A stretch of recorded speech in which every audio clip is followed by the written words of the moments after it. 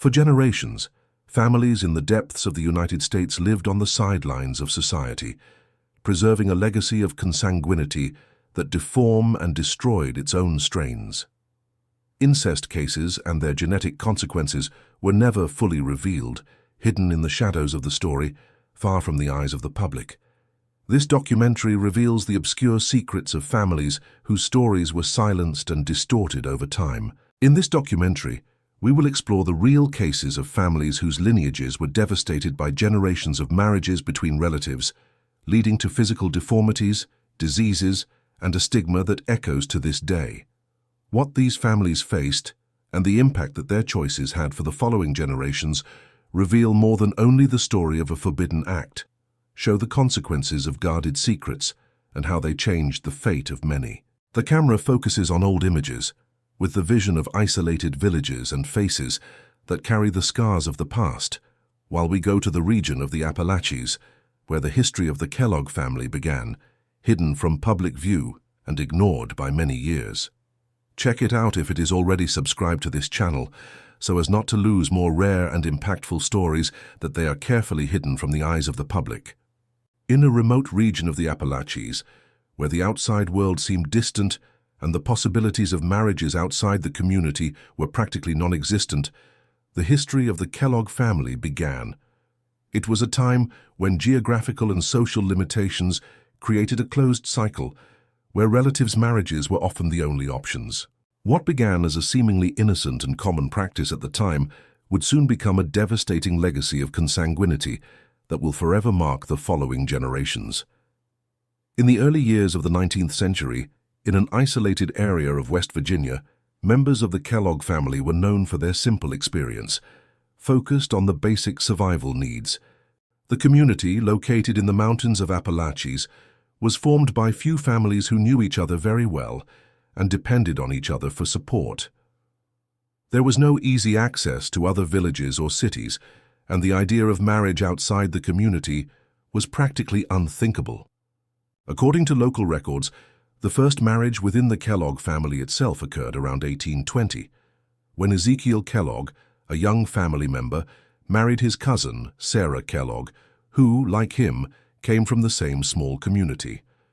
Marriage was seen as a practical solution. The options for outside the community were minimal, and due to isolation, the idea of preserving the lineage in the family was considered normal. Over the years, this kind of union between cousins has repeated itself, perpetuating practice within the family itself.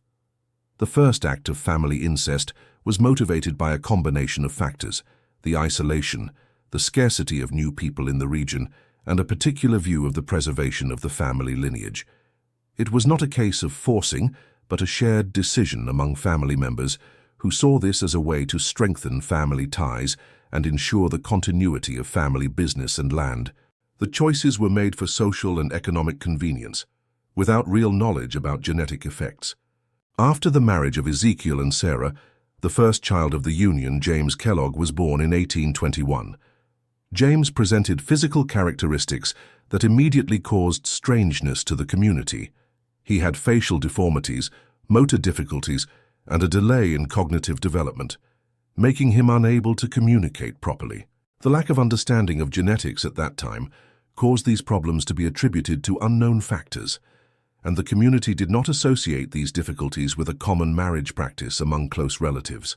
Gradually, the physical impact of marriages between cousins was becoming clear.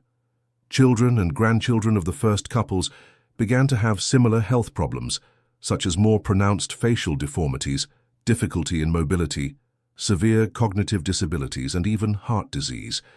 However, the practice of marriage between family members continued, largely due to the lack of external options and the stigma that involved the deviation of the community standard. In the following years, marriages within the family were repeated. In 1850, John Kellogg, Ezekiel's nephew and son of James, married his first cousin, Mary Kellogg. This marriage, like the previous ones, was considered by the community as acceptable and even necessary. The couple had several children, many of whom were born with the same health problems observed in previous generations, including microcephaly, movement difficulties, and facial anomalies. The physical consequences of such unions began to become increasingly evident, but practice continued to be considered a necessity in the small community. The emotional impact was also deep. Many family members have begun to live on the fringes of society, unable to connect with others and often victims of isolation. The shame and stigma around malformations and cognitive deficiency were palpable. However, these feelings of guilt and shame were often drowned out of the insistence of keeping the family united and strong according to community traditions. Over the decades, the wedding cycle between cousins and close relatives in the Kellogg family has remained. In 1880, a new generation of descendants came together within the same lineage, and once again, the consequences were devastating. William Kellogg, son of John and Mary, married his Aunt Eliza Kellogg, leading to the creation of a new generation of individuals with severe physical and mental disabilities. These weddings were no longer questioned within the family. For the Kellogg, it was a common and even expected practice. Knowledge about genetics and the risks of consanguinity was non-existent, and health difficulties were, for many, attributed to bad luck. However, with the increase in deformities and diseases, the family began to be seen more distant from neighboring communities. Isolation intensified, and the lack of medical and social support led to a worsening of the physical and emotional conditions of family members. The history of the Kellogg family for many years was treated as an isolated and hidden case. It was only in the early 20th century, with the advent of new genetic research, that the true extension of the consequences of consanguinity was beginning to be understood. The few surviving members of the family seeking help outside the community revealed in 1920 the continuous practice of marriages between relatives. Genetics experts, when studying family records, found that observed physical and mental problems were the direct result of the repetition of consanguineous marriages. Over time, the history of the Kellogg family was gradually being published in scientific articles and was later discussed in consanguinity and genetic studies. However, the local community and many family members, who were still alive, continued to live with the weight of shame, often ignoring the truth about their lineage. The Kellogg family legacy teaches us something deep about the consequences of ignorance and social isolation. The family consanguinity cycle not only resulted in physical deformities, but also created a legacy of social isolation and shame that lasted for generations. The stigma associated with these practices has led many to hide their history, not out of evil, but for a need to protect their identity and dignity. As we begin to understand the consequences of consanguinity, the reflection on our own social standards becomes inevitable. What stories are being hidden from us today? How many families live secret with similar stories, not yet revealed to the world? What does this say about human nature and our tendency to protect what is easier to ignore? If you also feel the weight of this story, comment now. Not all families deserve to be forgotten. Don't forget to subscribe to more stories like this, which need to be heard and understood. In a small town in Western Virginia, where isolation and generations of consanguinity intertwine, the history of the Whitaker family emerged from the shadows, bringing out the devastating effects of lack of information on genetics. For years, the secret was maintained, with family members living on the fringes of society, carrying a stigma that should never have carried. What started with weddings between close cousins and repetition of ancestral practices would lead to extreme consequences, leaving an indelible mark in subsequent generations. The following story is not only about the Whitaker family, but about how isolation and ignorance can transform lives and perpetuate suffering for several generations. The history of the Whitaker family dates back to the 1800s, when the first generations of this lineage settled in the Western Virginia, an isolated and difficult region access. Family members were predominantly farmers who lived in a small community where social relations were limited. The lack of access to formal education and the distance of urban centers made marriages between family members became the only viable option for preserving the family name and maintenance of properties. The first case of family incest occurred in the late 1800s, when Edward Whitaker, a young family member, married his first cousin, Margaret Whitaker. The union was considered acceptable within the community, since both were children of branches close to the same family tree and the marriage between cousins. It was not uncommon in isolated families, where the population was small and the options to form new limited alliances. Although the decision to marry was voluntary, there was no deep understanding of genetic implications that this could cause. Edward and Margaret, like many others, community members were not aware of the risks that consanguinity would imply. For them, marriage was a matter of convenience and tradition, not scientific knowledge.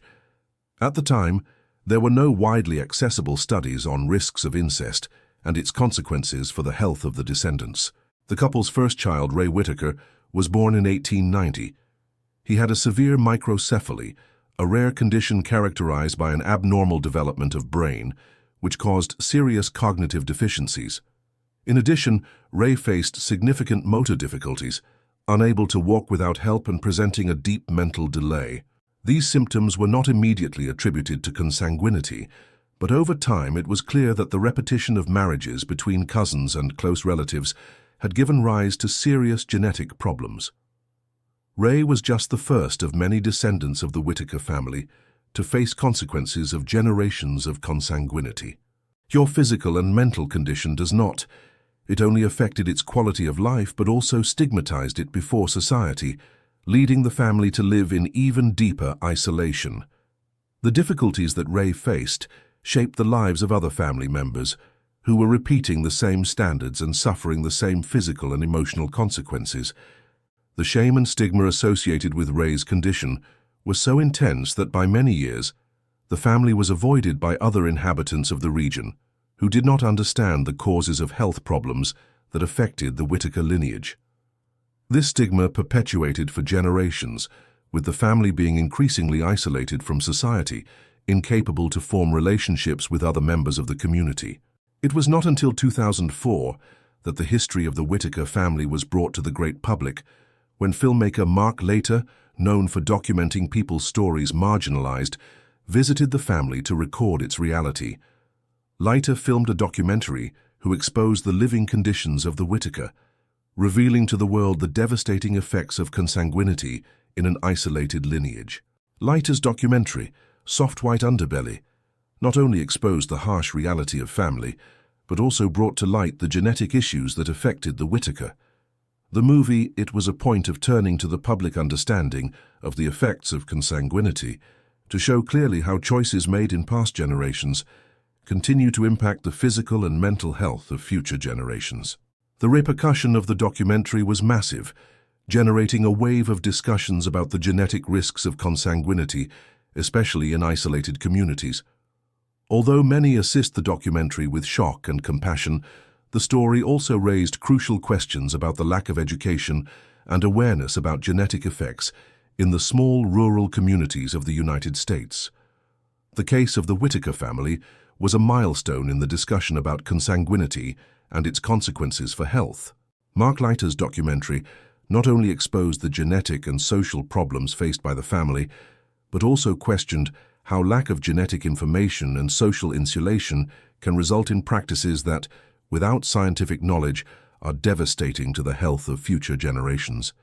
The case brought to light the need for genetic education and public policies to prevent consanguinity practices in isolated communities, where access to information is limited. The discussion about the social impact of consanguinity also expanded, with experts stating that it is essential to offer educational resources and awareness for these populations so that they can make informed choices about your relationships. In addition, the emotional impact of the story was deep, not just for the members of the Whitaker family, but for the entire community that watched the documentary. The shame, the isolation, and the lack of psychological support for those involved was a recurring theme in the discussions after the film's screening.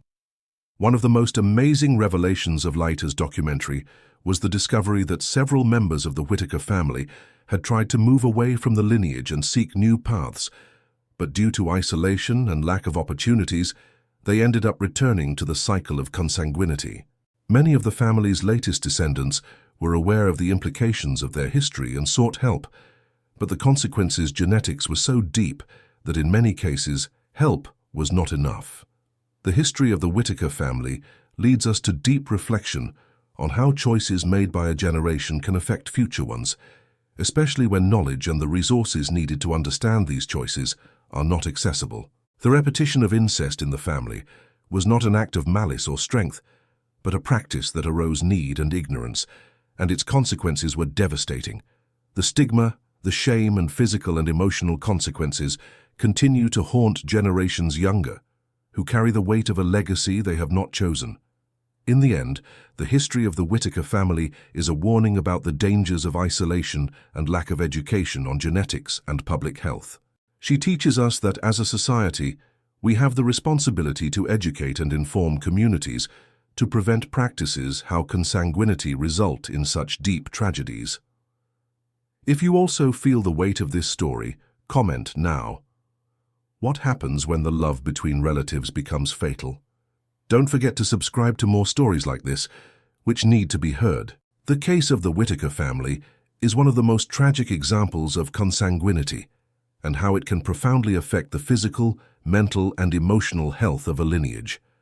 The story, which was brought to light by Mark Laita, not only revealed the consequences of consanguinity, but also provoked a reflection on the impact of isolation, social and lack of education on genetics in the most remote communities. When learning with these stories, we can better understand the challenges that many communities they face and work to prevent these tragedies from repeating. The social rejection of families affected by consanguinity was not just a matter of stigma, but also of institutional marginalization. For a long time, the Whitaker families were avoided by their neighbors, known and even by the members of other families. The reason was clear: cognitive difficulties and genetic malformations were seen as a curse, something the community preferred ignore or not accept.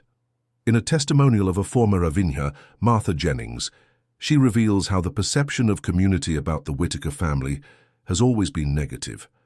I remember when we were children and heard stories about the Whitaker family, everyone talked about whispers about what was happening in that house.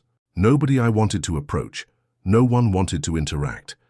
People talked about how much children from there they were disfigured and they were not normal. We could not accept someone like this in our home. It was almost like a punishment to have any kind of contact with them.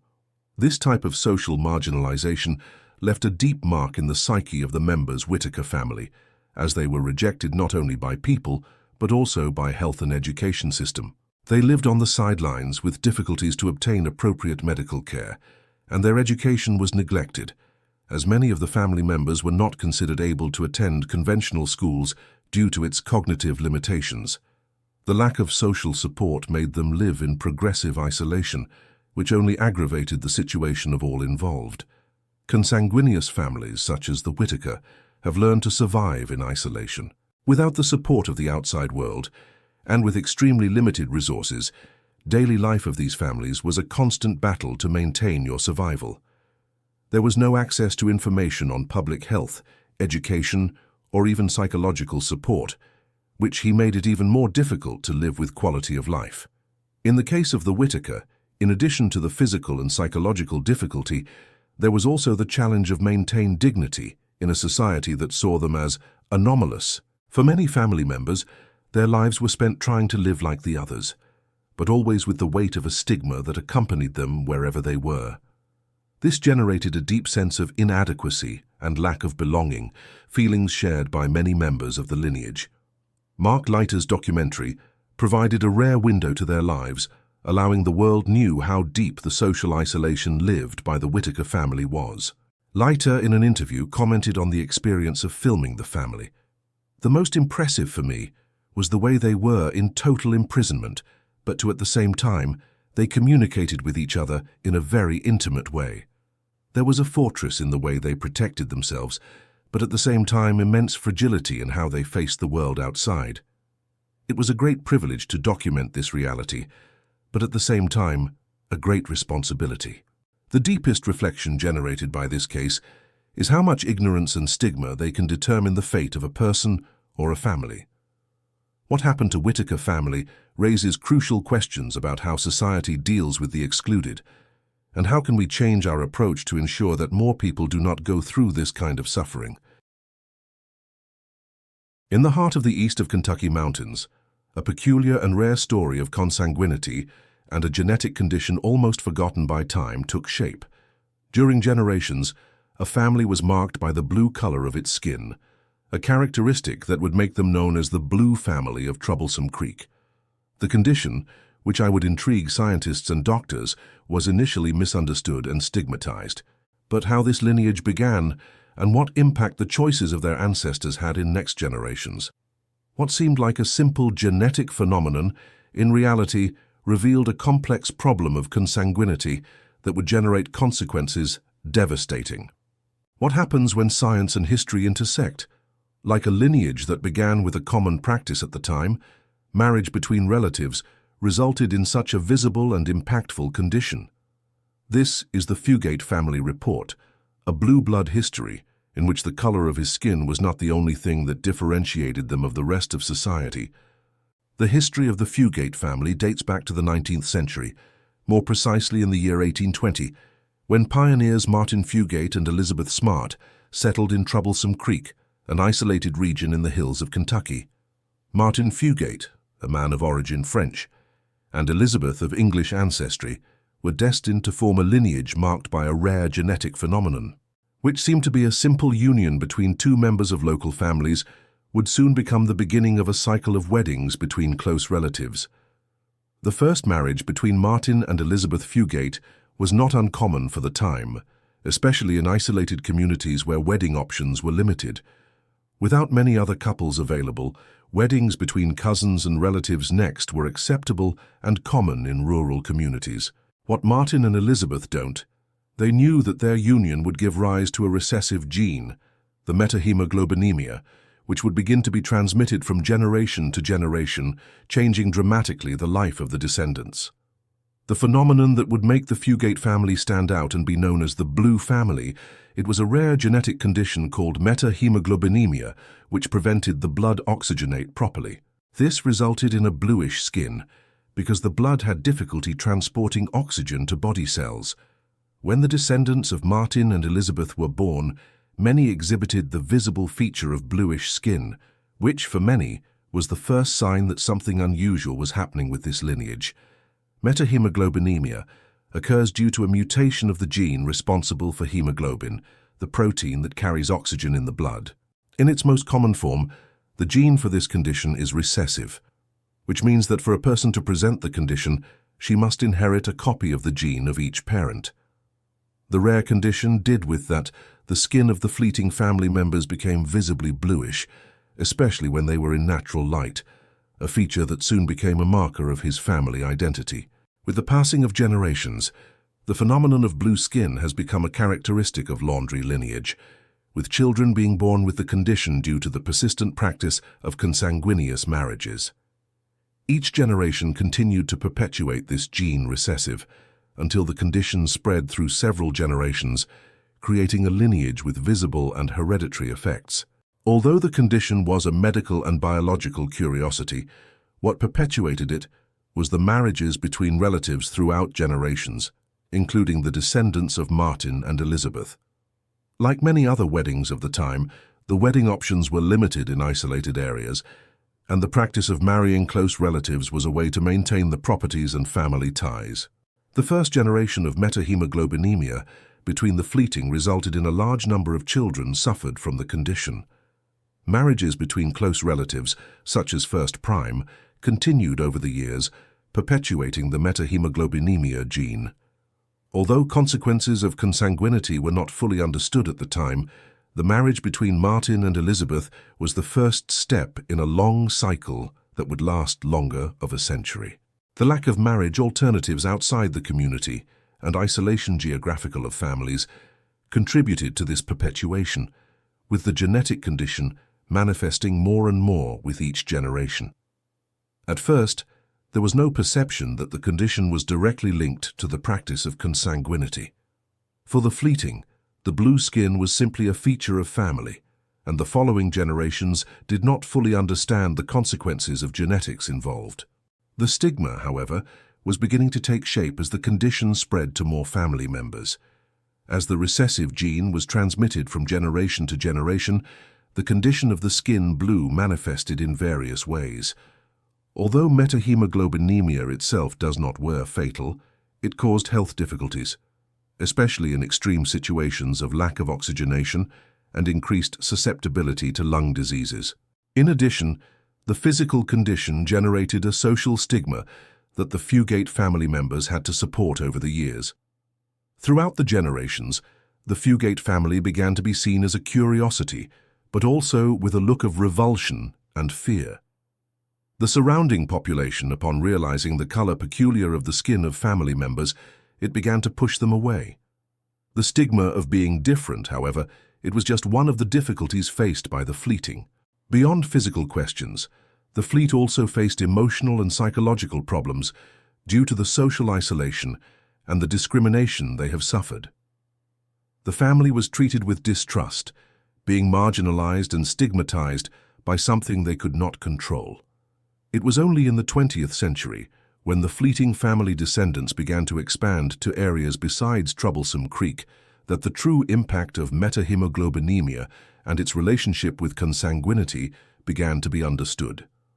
At the time, doctors and geneticists began to study the case of the family and recognized that the condition was perpetuated due to the continuous practice of marriages consanguineous. The history of the Fugate family has become an important reference for studies scientific on consanguinity and the genetic effects of metahemoglobinemia. He was from the 1940s, with the work of geneticists who studied the fleeting concept of recessive genetic conditions began to be more widely understood. Metahemoglobinemia was identified as a very rare condition, which it results from the mutation of a specific gene and was associated with consanguinity. This case, together with other investigations into genetic diseases in communities isolated, it led to a greater debate on the effects of consanguinity on physical health. The research on the case of the fleet generated a series of questions about how practices, such as consanguineous marriages, can result in genetic conditions rare and how they affect human development. Studies on human genetics began to grow in importance, and the idea of avoiding such practices became a concern in society, which started as an isolated case of a bluish skin transformed into an important study on the effects of consanguinity on health human. However, the most surprising was the legacy that this study left, for the scientific community only, but also for society in general.